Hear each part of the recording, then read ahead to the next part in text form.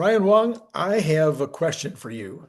Mhm. Has anything that's happened in the last couple of days changed any of your predictions, projections with regard to when Tesla hits these various stock price milestones that you and I are always willing to put right out there?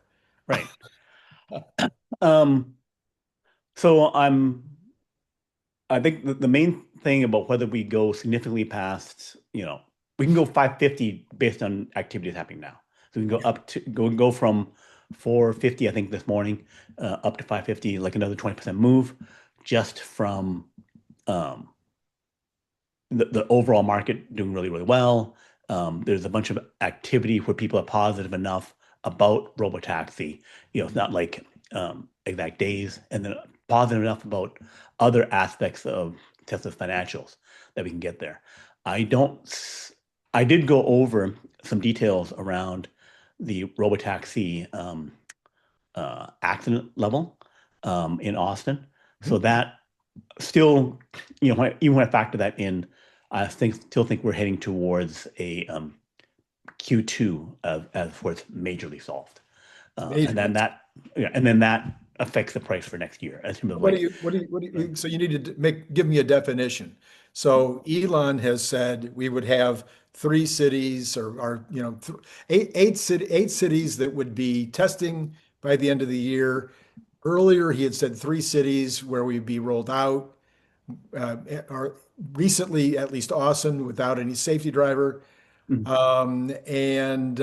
So is that all still in your analysis, or do you think you're pushing things back to second quarter? No, I'm still saying that they will have 8 to 10 pilots going because pilots with safety drivers, safety riders, Uh-huh. is just a matter of whenever Tesla and Elon choose to do it. Right. There's no like limitation Right. in any other way other than when do they choose to do it. Okay. So if they're confident enough with that, then that is a choice to happen. Them starting to remove the safety monitor in December will basically, I think now be they won't remove them all in a one go. It'll be like partial, Mhm. and then they will see how well it goes. So it will take like a month or so, maybe 6 weeks, for them to see that Mhm. Mhm. everything's going fine because they're doing that uh, safety priority first, Right. right? Right. Okay. So then you question about um, stock pricing. I think we need to see really good numbers out of China. And then I think so basically we're still heading to, a little over 500,000, I think, vehicles for the quarter. And then that should continue for the next year. And then with the release, they're saying that they'll release some um, Cybercab in Q2 with um, pedals and steering wheel, which is, the big news, whatever. So that to me seems to guarantee that the volume on Cybercab for 2026 should be 200,000 to 300, 150 to 350,000 vehicles. Okay. Is Let what me let I'm, me let yeah, me clap. Let me clap back here real quick. sure. I didn't see any news. Maybe I missed it. Yeah. That they are going to release are going to release any cyber cabs with pedals and steering wheels. What I No, no. heard Robin Denholm say was we could. Yeah. It would take some engineering, and if necessary, or if we thought we needed them, we could. But I Yeah. didn't hear any announcement that they are going to do Right, that. right. They didn't say Okay. are. Okay. So, Okay. so your point is correct, and it's dependent upon, they prefer not to, Yeah. and that basically in Q2, 5 months away, 6 months away, they would then, if the regulations haven't changed, then they would say, okay, but now we have to put it in just because the regulations haven't changed. If the regulations have changed, then they will not do it correct. But it doesn't seem to me to be a difficult thing to put it in there. Um, and in either scenario, if they can remove steering wheel and pedals and release the number of vehicles, versus they put it in, they are still heading toward a same number of vehicles produced. I got it. Okay. So 150 to 350,000 seems to be the number that I'm going to go with. If I was to put a number to it, I would put it like at 240,000. They make about 80,000 per quarter, Mhm. starting in Q2, and then they would have the lower price vehicle and then start the lower price vehicle in China. So when they start the lower price vehicle in China, late Q1 and Q2, they will have increased capacity in China so they can make that. So Mhm. then you can get more vehicles made in China. So then I think we're looking at the 2.2 to 2.5 million vehicles For next year. for next year. Yeah. Okay. And then, yeah. And those are, and then continued growth in energy and stuff like that. But then the main thing of like whether we go from 450 to 650 level up to 700 to 1,000 or 1,200 is aggressively going to a lot of robotaxi. Okay. Mhm. All right. So the 450 to 550, you're saying that can just, 650.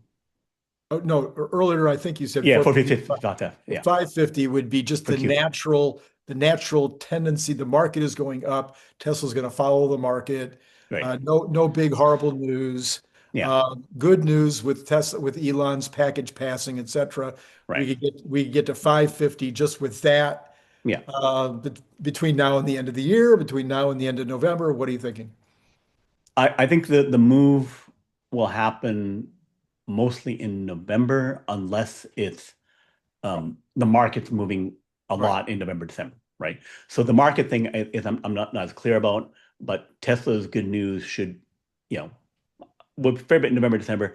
How much of it will be surprise is not clear. 'Cause I think we're trying to bake in that Elon's going to have his package Yes, passed. yes, right, right. And then it's a question of, you know, is there anything that they will announce in November, December Hmm. that will then, you know, because them actually removing Right. safety monitor is a signal of confidence that they're saying, okay, it might happen, but I don't think it's 100%. I think the market's treating it more like 50% and it could drag into January because Tesla itself has not been as confident.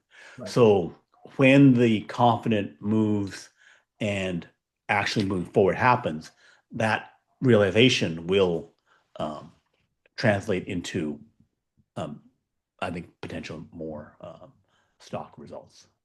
So people were pushing me on my numbers this morning, and so I wanted to confirm that my 750 by the end of the year would include some of the stuff you're talking about. 500 cars without safety riders by the end of the year. Okay, Right, so that'd be way ahead of your projection. So right, 500 cars, even if they're all in Austin, I don't care, but right. 500 cars without safety riders, three cities of actual pulling the safety riders, which could include Northern California, that Mhm. could include Nevada, whatever, but three Right. cities, 500 cars. That's always been not always, for the last 6 weeks has always been what I've been saying. Yeah. And in order to get to 1,000, though, we need way more cities than that, way more cars on the road, and we probably need a clear indication that Optimus is better than we think right now. Right. Right. So I think that based on my interpretation of what it is, there was too much hedging in what they said in Q3, Right, and so we don't know that that's going to happen, right? right, If that goes to your point, my point, your point that if this aggressive move happening, the market has not priced that in, right. right? So if it does happen, then we'll go up more aggressively because a lot of the stock movement is based on that. And for people who say, well, I doubt it, you have to show me, blah, blah, blah. If people look in the market, they're seeing insane moves on stocks, based on a lot of, hopium type stuff, A lot of right? hope. Like, um, and also like outside the stock market, valuation of $40 billion for Friggear for what? They haven't made anything, right? Right. And then, they made some demos. And then you have like, nuclear companies going to $20 billion, no reactor for 5 years. You have quantum computers saying, okay, we're going to do something in quantum company going to 10 billion. And then there's other companies, you know, moving a fair bit. So we're going to say there is clearly willingness to value things based on it's going to happen Right, in this market, right. right? 100%. Okay, so and then the year-end number that I've been putting out is 1,500 to 2,000.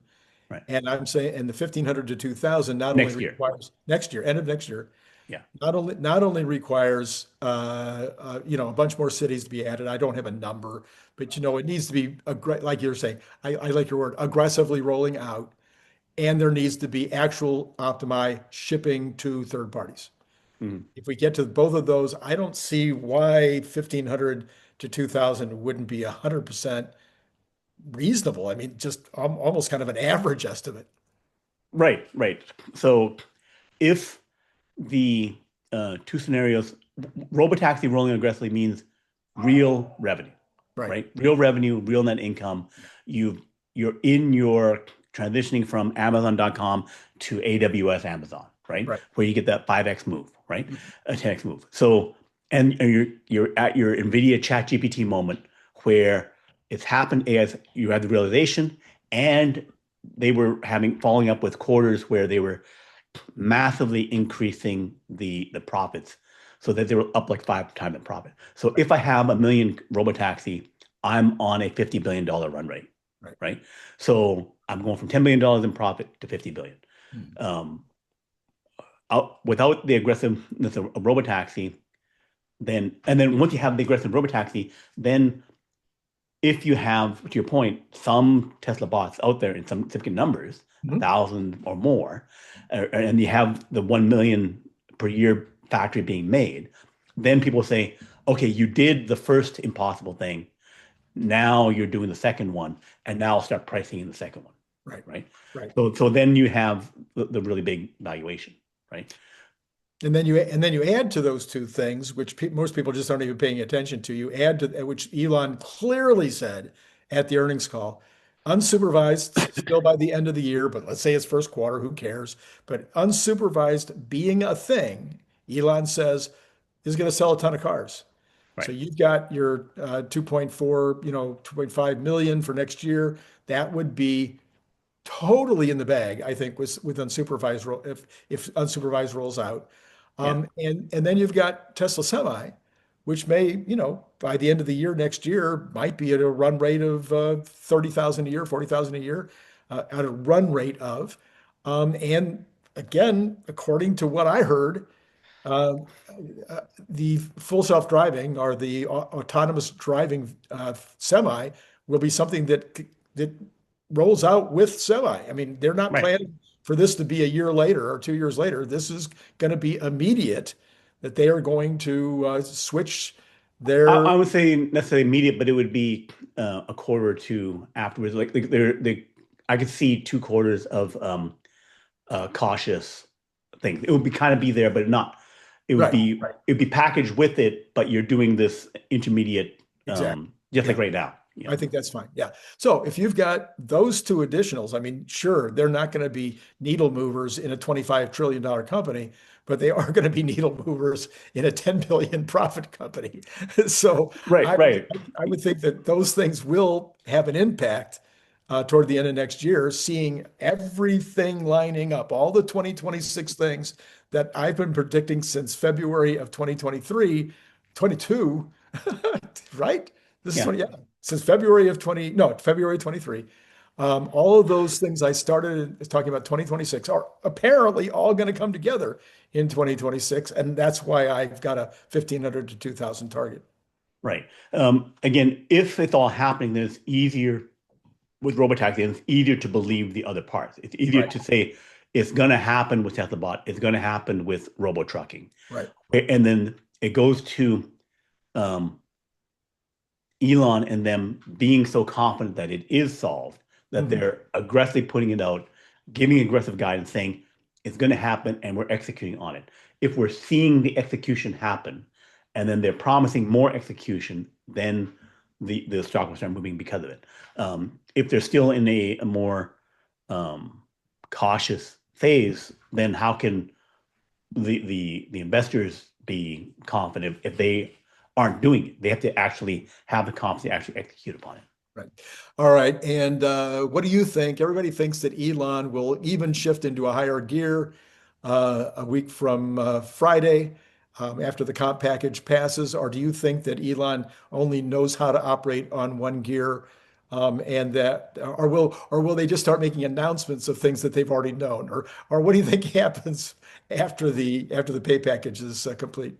Yeah, yeah. I think that it would be more in his strategic and other interest to be willing to announce things that they've already been working on, because they have things that are playing very closely. On the other hand, he could continue to be cautious in what he's saying and releasing, um, so that he doesn't tip the hand and have other companies copy. Right. So it still has to, he will still not announce things until he's pretty much rolling it out. Hmm. But there are some things where he could be, um, where it'd be safe for him to tell us things that the other companies can't do anything about, right? Some people thought that the stock went down a little bit because of the announcement that four vehicles were reported to NISTA in terms of robotaxis having accidents in Austin, and all we were seeing on the Austin reports that also have been filed on a rigorous basis, that this was there was only one. You pointed this out on the show Yeah, last week. There was only one in Austin, which was the first one with the UPS truck, yeah, and then we didn't see anything after that. And so then I said yesterday, in my confusion, I said, well, maybe the other three were in San Francisco. It turns out, based on they're Austin. they're Yeah, all Austin. yeah, But I'm only guessing one of them we know was maybe in a parking lot, and yeah. maybe that wasn't required to turn over to Austin. I don't know. So, um, the three accidents were known. I think in July or August, it was Electrek and some others who reported. I didn't see that initial announcement because I never read Electrek. I don't, I don't follow, um, Not a Lambert. chance. But checking on it, it's reported. They reported in July, so even though I didn't know about it, it was known. It was not Mm, like hidden information. It was got it. out there. And then there was another incident in September. Right. All of them were fender bendery-ish, although they were over $1,000. And then someone did get hurt, but not in one of them, but not to the point they had to go to a hospital. Mhm. So, um, so one, the fact that they happened in Austin, three in July, was basically immediately after the rollout. It's when you had only 7,000 miles of driving done, right? Or maybe like 20,000, something like that. So really in the early of it. So that means we still have 230,000 miles for the one accident. So the numbers, one got a lot better. There was initial hiccup that worked, that was overcome. Um, on the Waymo side of things, they had um, two or three accidents in their testing phase before they even got any customers rolling out. So those are all tracked. And there's a difference between the Austin tracking versus the NHTSA one is that they do have some different reporting levels. And also, it clearly indicates that the Austin numbers are that and a few more. That and a few more for Tesla. The reported amount for Waymo, which was 100 incidents over the testing phase and the operational phase, and like five accidents and four near misses or something like that. So, and then they have maybe more, whereas like some that got reported to NHTSA qualify for NHTSA's standard, but didn't get into Austin. Got it. But maybe there's not more. Maybe it's just like everything got reported for them. Um, so even when you combine the two data sources and assume that that's everything, then it's still looking fine for Tesla. That the Q3 thing report was things are a lot better. We're doing a lot more miles, and we're having control over how safe things are, and safety is improving dramatically all along the way. All right. Okay. So switching subjects and gears entirely to SpaceX, there has Mhm. been a ton of news over the last few days. Apple made news. The Mhm. U.S. government made news with SpaceX at least once, maybe twice. Mhm. I mean, we got the moon making news. We've Yeah. got milestones. I mean, holy mackerel, there's been a lot of SpaceX. I've been quoting you over and over again that you think SpaceX is the only company that has a shot of beating Tesla to 25 trillion in market cap. Is that still true? Yes, that is my position. Although Nvidia is looking good. They're over 5 trillion. Nvidia, can, triple or more the number of chips shipped. So Nvidia can get to, 15 or 20 trillion dollars pretty Okay. quickly. Okay. So they're a competitor. So Nvidia is no slouch. But I think multiple companies in the 10 trillion to 30 trillion dollar range, would be Tesla, SpaceX, Nvidia, and then the question is, does XAI, OpenAI, or one of the other pure AI Right. plays actually crack something, and then things go crazy for Right. them? Right. Yeah, so those are Yeah. my picks for that. Okay. Yeah. Okay. So I have pictures of it because SpaceX released it. One on the left is the AI data center thing, which relates to Starship. I'm going to mention how that relates, but first we'll go over the thing on the right, which is new pictures from SpaceX of Starship's human landing system on the moon. You see this Okay. massive multi-story thing where it's lowering down something probably larger than a Cybertruck moon vehicle Mhm. coming down, because I think a person is like only half as tall Mhm. as that vehicle. You see that in this thing. We get a closer up look at it, where the people are tiny on the bottom, and then the right we see one where we're looking inside the upper capsule, right, where someone in orbit, Mhm. someone's floating up there, and then someone's down Yeah. below. It's just the size of these things, Yeah. right? And then they had some other things showing the airlock larger than anything in the Apollo or whatever size. It's like an ISS size airlock Yeah. on this thing, and then a command console level with people by screens. Again, they could fit 100 people into this thing very comfortably. So it's you know so they're showing these results. The reason they show these results or these renderings and other results where they completed 4 nanometer milestones, was because there's pressure to um, get the moon landing done by 2028. Ideally by 2027, but no later than 2028. So that happens in this administration, and also for political reasons, and also make sure it beats China. I've looked at China's program. They're not going to do anything before 2029, 2030. Everything has to go right for that.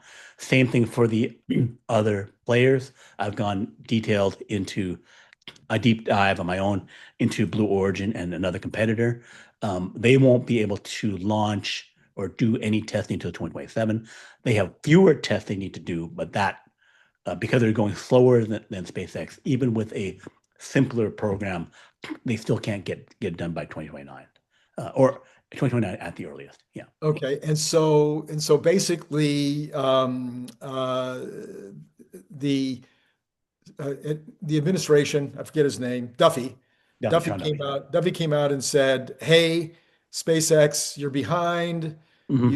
you're 3 or 4 months behind your original plan, and therefore we're going to put this thing out to bid and see if we can get other people that want to do this." And Elon says, "What are you even talking about? There's no way these guys are going to even be able to compete. We'll be there." And so where I got confused is is everything that Elon's talking about in terms of going to the moon still the government contract, or is he now talking about a separate SpaceX only mission, which would take something to the moon? That's where I got confused. So SpaceX is developing Starship, and Starship is adapted into a human landing system for moon missions, Okay. right? So if I just have Super Heavy and Starship, so I got a picture of that. Um, so you have Super Heavy and Starship. This is thing's been tested 11 times, right? Mhm. And they made 600 of the engines, of which there's 33, I think, in the bottom, 7 in the top. So 40 engines total, or 42 engines total. And they made 600 engines. They made enough engines for 15 of these things. Um, so if there wasn't the moon contract and it wasn't the reason to go to the moon, then here's my look at the launches, right? Okay. So I'm saying in 2026, my baseline is that they'll launch this thing 35 to 55 times baseline. If they fully get up a second or third launch facility and get them approved by the FAA, then they go to 50 to 70, Wow. right? So, but then they'll need 9 to 17 flights in next year to do what they need to do to qualify the system, with refueling and a bunch of other things for the moon mission, right? So 25-30% of their flights would be that. Hmm. If they don't hit the targets or they're low, if they only do 35 or 30, right, then 50% of their launches have to go to NASA, right? Hmm. Because they still are required to follow up and do the NASA thing. Got it. They can, what are they doing for the other flights? They're launching version 3 satellites of Starlink, which make them billions of dollars, Right. right? They can make way more money doing the Starlink stuff, Sure. right? They're already making money of Right. Right. from the B2 minis, and they have like nearly 9,000 up there, right? I think like 80. I thought we had a 10,000 announcement yesterday. So Mario got it wrong. Okay. All right. Other people, so they've launched over 10,000, I see. Yes, but some have but fallen down. Yeah. they deorbit, Right. close to 2,000 up, I got you. Okay. or like 1,500 or like 1,700. So they deorbited a lot. So they didn't fall down. They I launched so many so cheaply that they say anything that's imperfect, I'm not going to deal with imperfect. Right. I'm going to just take that away and let it burn up because Mhm. I'm going to launch another 28 in 2 days. Right. Right. So I don't need to worry about anything that doesn't working right. I'm Right. not going to try and make it work. Other guys, it's like not worth my time, which is the same principle as Google data centers for giving out YouTube and for giving out the search, where they Mhm. would have a million um, um, rack PC servers, right? Or 10 million, whatever, for the things. Anything doesn't work, it's just like we no longer bother trying to fix a washer dryer. We Right. take that computer thing and then we got to throw it away. Right. Because I don't need to figure out if that's not working. I don't care why it's not working. I'm throwing it away. Right. Right. So that's the principle of the satellites. Right. Anyway, so they're going to go to ones that are like 20 times the amount of bandwidth, have a lot more people and stuff. They're already making on the order of $10 billion on Starlink. They have Right. 5 billion from other sources. They're already profitable as a company. When they get out more dishes, up from like 8 million now up to like 20 million or 25 million next year, their revenue will go up. And especially if they have V3s, they can scale up the number of dishes they have and the amount of money they make. And so their costs aren't going to go up much more, but their Profit. revenue will go up. So they'll go from like, making $5 billion and $15 billion in revenue to, $40 billion in revenue and then making $25 billion, right? Yeah. So they'll start printing money, Right. right? They already started the printing money faster, right? Right. So all the stuff that they spent on Starship for the purpose of V3 and also for the moon mission, the $3 to $4 billion they're getting from NASA to do the moon mission, Mhm. of which they've already gotten like 60% of the money. And that's only 10% of what they're spending on Starship. Okay. So Starship is this massive development program. The U.S. government is paying 10% of that. Hmm. It's like I'm doing, like making a bunch of a fleet of 747s, and I'm going to deliver the mail with some of that, right? Right. Right. So they're not charging the government for the full thing, right? Mhm. Because they're going to make the big money on this. They're just doing it, because they want to go to the moon, because they Right. want to go to Mars, all that kind of stuff. They want the government to pick up some of it, Yeah. right? But it's only 10%. Yeah. Right. Anyway, to the point of like how fast the things go is how fast you get these launches, because you got to get about a total of 45 Hmm. done for this. But they did say that they proposed simplifying the program, making it go faster while still staying safe, Hmm. right? So so I've done the analysis on that because they didn't tell us. They told NASA, they told Sean Duffy, they told whoever that here's what we suggest we do if you want to make sure we go like 12 months faster, Yeah. right? 6 months faster. But you got to agree to it, right? Yeah. Yeah. But until you agree to it, we're not going to talk about publicly, right? Because if not, we're going to have an argument Sure. out in public about how we're going to speed this thing up, right? But they also said that they talk to them all the time, say, here's how we do things, because they're the ones delivering everything, right? To Elon calling Sean Duffy an idiot is that Sean Duffy's new. He has not done space stuff before and does not know all the work they've already done to get to this point. Right. Right. Anyway, so then critical to the timeline is how many launches. So then I've done analysis about how to get that 45 down, right? So to get the 45 down is you can maybe shave off like 15, right? So how you do that is that right now they need to do 3 missions out to lunar orbit, 3 test missions out to lunar orbit. So that for the SpaceX architecture, they need to do like 10 refuelings. I need to take up like 100 tons of fuel. Like I'm starting with several thousand, and then when I get up to orbit, I've used up most of it, and I'm left with 100 tons of fuel. Right. So I could have done 100 tons of payload. I only do fuel. So I'm taking fuel up there, and I'm refueling a main Starship that's going to go to the moon. Right.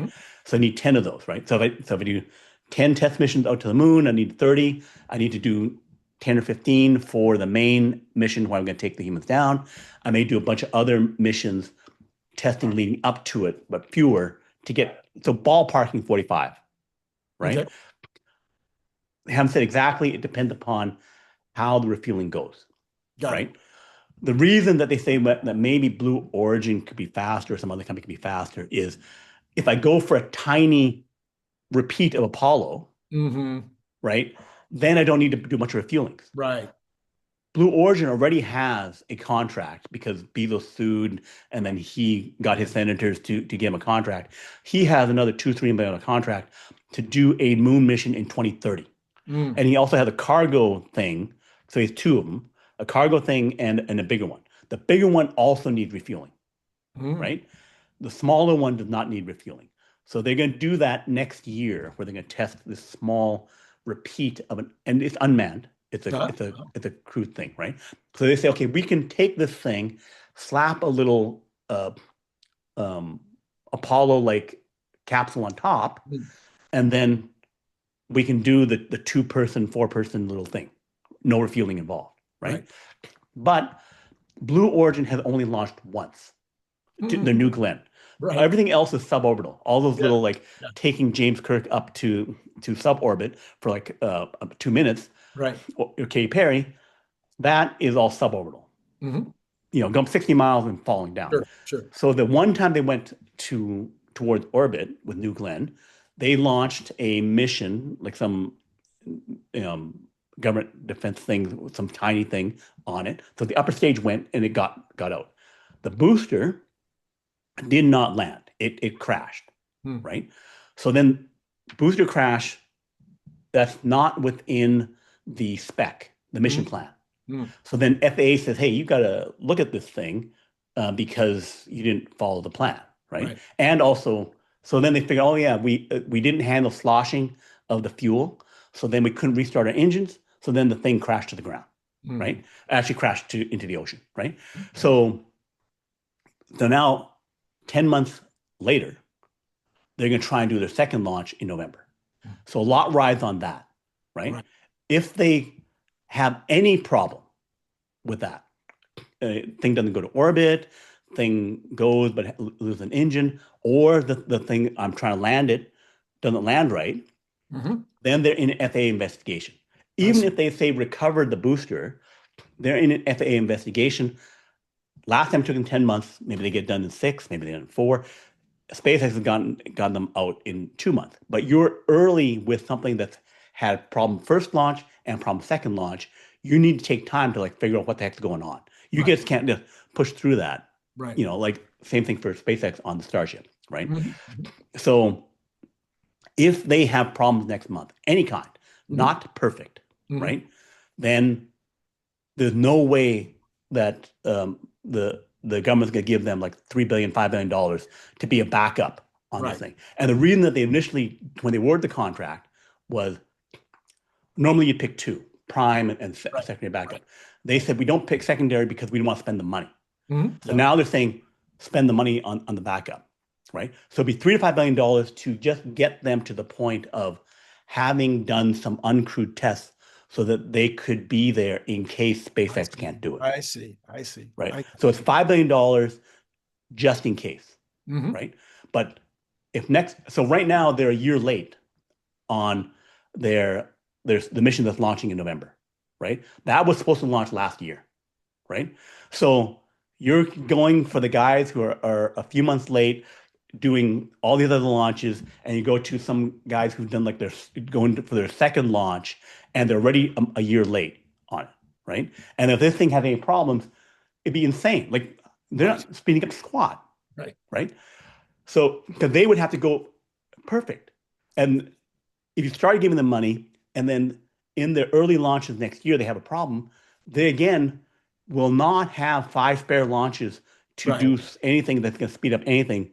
So if they do go perfect, they get to like 10 launches next year, 12 launches next year. I You're see. launching NASA, then you have to show, okay, that's all clean, Mm-hmm. right? Mm-hmm. And then you can scale up to their plan to go to 24, and then maybe have 5 that you can do. You still have to build your other your lander stuff and do everything else. So it goes perfect, maybe 2029, Got it. right? You're not going to do 2027. You're not going to do 2028, right? It just they have to do too many things to get there, Sure. right?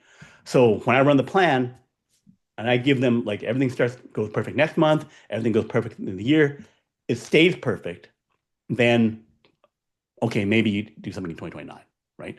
So this is a all of this is a backup plan, giving $5 billion. But I don't see any reason why, and SpaceX giving the information is saying we don't need a backup plan, and that if they can get the mission so they're lighter, or I do something in low Earth orbit to prove out the thing without the first one going out to the moon, that could save me like 5, 10 launches. If I can double up on some tests to, I'll test this thing and I'll test this thing so that we can, again, save some launches, Mm-hmm. right? Mm-hmm. So if they shrink down from 45 down to like 30, right? Then that could shave off a year, Got it. right? And so that's what we don't know that plan on. But basically, that's what it involves. It involves how do I keep it all safe without doing these other tests? Hey, I can combine this, I can combine this. I can, instead of going all the way there, I can go with less fuel. Right. So going with less fuel, less tankers, then that involves less launches, we can get there faster, right? How many tankers does it take? We don't know. It can take 10 to 15. Other times they've said 6. So Okay. it depends how good you can make your system. They're going Okay. to a version 3. You need to be able to take more payload so that you can bring up more fuel. Right. They have to make a tanker version of the ship, and how good that is determines that. That also goes to like the other thing you can do is that they have all these Falcon 9 launches.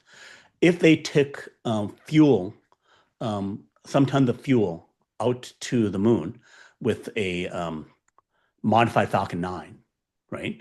Mm. With some other mission, whatever like that.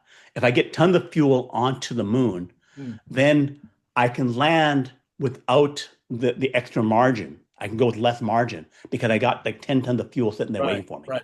Right. I can then launch off. It doesn't take much fuel to launch off the moon, right? Mm-hmm. Yeah. So I can launch virtually empty and then do stuff. So there's ways that they can save on the Starship launches by going the other way and like Mm-hmm. say, okay, I'll spend 10 launches to get 10 tons because they've landed 1 ton payloads, 2 ton payloads onto the moon using Starship. Again, those tiny capsule things. But if I can take cargo to the moon, then and there's fuel, then it would change the whole rocket equation of like I need to carry this fuel they need to come back with. I can take that out, and then that strips out how many refueling they need to do. Instead of going with 10 refueling that could go with maybe 4 or 5, Got right? it. Yeah, yeah, I understand it. Yep. Yeah. Yeah. So that's basically Right. uh, what that situation is. So, and then the amount of these launches, if I have a bunch extra, then we discussed that there's another group trying to launch AI data center chips up into space. Right. They ultimately want to use a lot of Starship launches, Mhm. but based on my analysis, SpaceX won't have a bunch of spare launches until 2029, right? Wow. At the earliest, right? To give to other people because they want to launch a lot of V3 satellites I because see. that will make them like $100 billion, right? Hmm. Hmm. So, and then, but the other guys are doing this. The people are thinking, oh, they had a big picture where they showed you could make a 5 gigawatt data center. They don't go from like 1 to 1 million, right? That doesn't happen, right? Yeah, yeah, yeah. They have this other thing called Star Cloud 2, which they would have like a bunch of these solar panels, right? And Hmm. then this might be able to have, if you could have 200 kilowatts instead of two kilowatts, I could have 100 chips instead of one, Mm. right? The V3 satellites that are coming up, they will be able to have like 50 kilowatts of power. Mm. And depending upon how cheap that solar is a big thing. Because there's maybe some ways that SpaceX has gone with not the most expensive solar panels. They may Mhm. have some difference between the regular space qualified, space hardened solar panels and what they're doing. So they may have gone cheaper. So the question is it 50% of the cost of $1 million that is solar panels, or is it only like 10% or 5% or less, right? Mhm.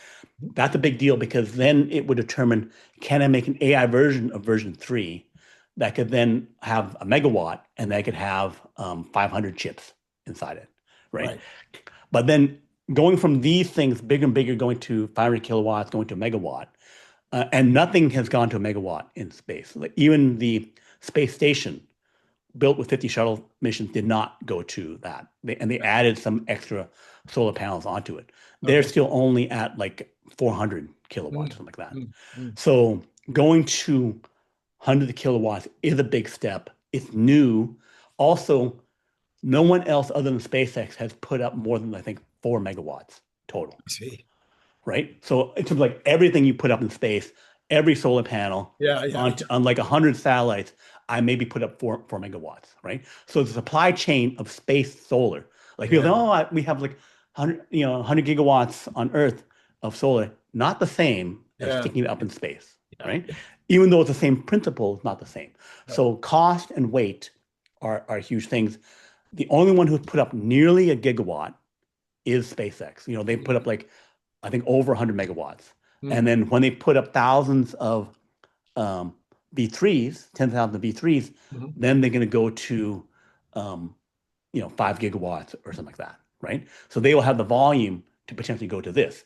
But then the difference between this and that is this involves construction, right? Mhm.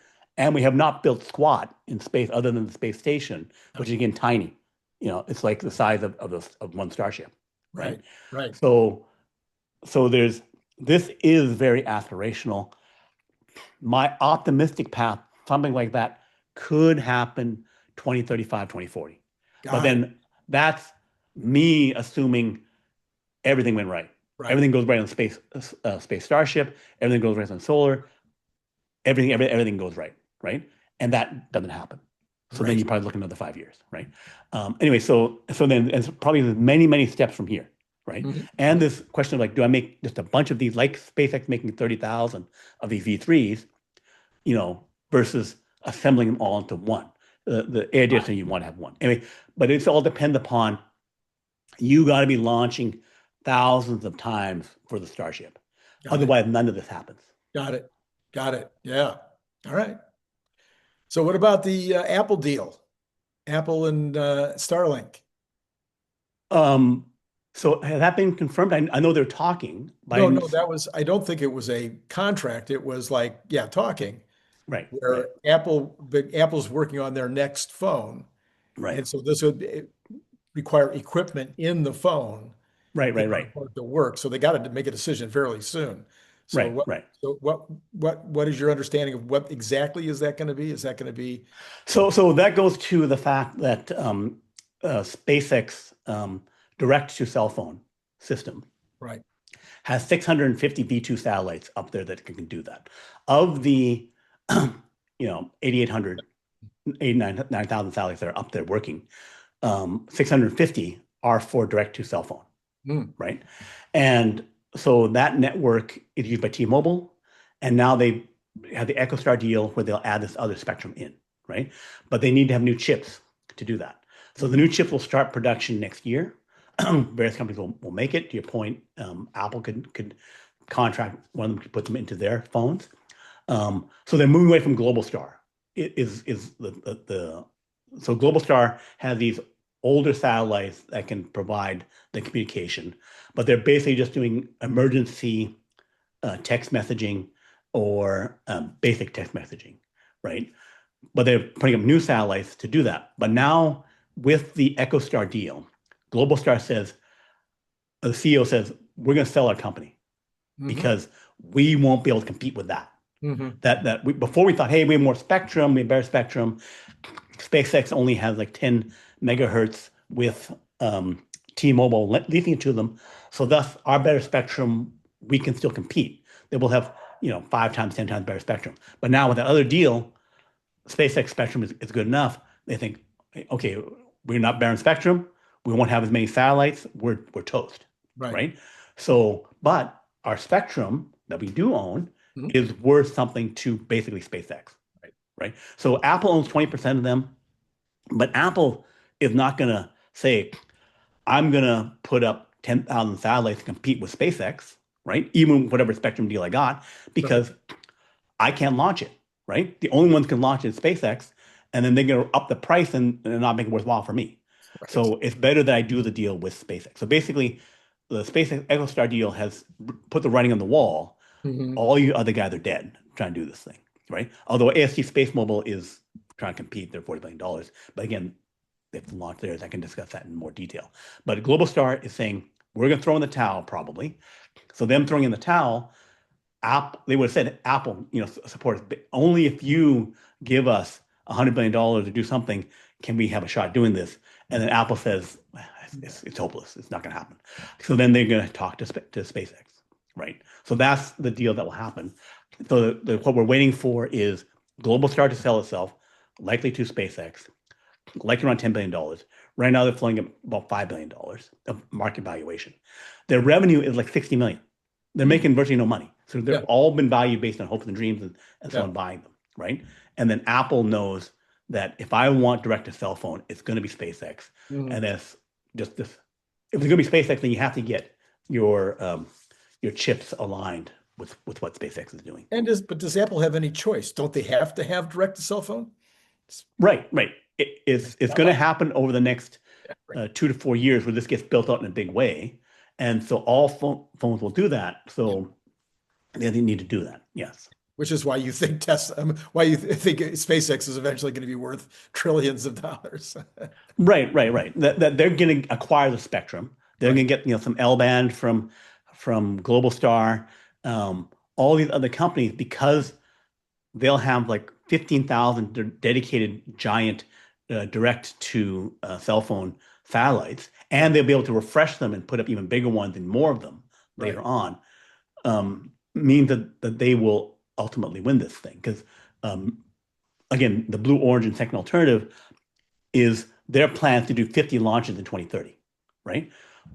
That is less, we have 150 launches Right. this Right. year of Falcon 9, right? Right. Fine, it's only half the payload, but that still means mass to orbit is still more than your aspirational 50, Sure. right? Sure. Sure. And SpaceX is going to get like 100 times bigger with Starship. So thus their monopoly domination of space is them. If you're going to do something in space, you do it with them. And then it's just like you back in the 1960s, you wouldn't have competed with Boeing, Right. 1960s, 1970s. They have like 10,000 747s. There's no Airbus yet. You're going to use their planes and then do your service separately, right? There's no competing with the dominant player. And so, because I would say I've been flying for many, many years because I'm old. Yeah. I think that having your cell phone work perfectly on the airplane is Mhm. probably the best feature that's been added Mhm. to flying since they put in the ability to recharge your phone. Mhm. Right. Right. So, I mean, it just changed the flight. I mean, you get Right. on and it works, and it's like, oh, now it's just like I'm sitting at home. What's the difference? It's like a comfortable chair. Yeah, I got all these people around me, but I can kind of get out of myself here and just do what I do. Yeah, it's similar to, 15, 20 years ago when people got cell phones usage enough and also being to do long distance calls, where I didn't have to pay the hotel Yeah, for yeah, for long distance calls or for local calls or whatever. Because back in the day, you'd be charged for that, yeah, and the service was terrible, right? yeah. So then, you got to that's no longer the case. All right. Well, I think we covered everything I planned to cover today, unless I left something out that you're aware of. No, I think we got it all covered. Okay. All So, the main thing is Tesla, the Robotaxi rollout, how aggressive that is, that determines the stock price. We seem to be locked on a path where it's going to be at least to a minimum level, and the Elon pay package will pass November 6th. So then, how much do they get more aggressive on that is the question. How aggressive will they talk on November 6th? How aggressive do they announce things after? And then SpaceX is going to win space. It's going to happen. They will be the ones landing on the moon, and so that's what's going to happen. Yeah. All righty. All right, Brian. As always, great to have you on board. And to all of you out there, it's been great. Oh, wait, Brian. Yeah. See, you forgot. There is one more thing Oh, the book. Yeah. right there. I mean, it's like, staring us in the face. Let me see here. Yeah. Let me move my, okay. So, yes. So the Yeah. book, Keep it in the frame. Yeah. yeah, people have to go buy the book here. Hold It's it. time, Hold it up. time Yeah. to go buy the book. I mean, the audio should be out middle of next week. I'm hoping maybe sooner, but it's all up to Amazon at this point to approve it. And 24 5-star reviews, Mhm. and all going good. Wonderful. AI Rising. It's AI what writes. people need That's to it. look at. And of course, the information is in the description below. Okay. Thank you. Been great Bye. talking.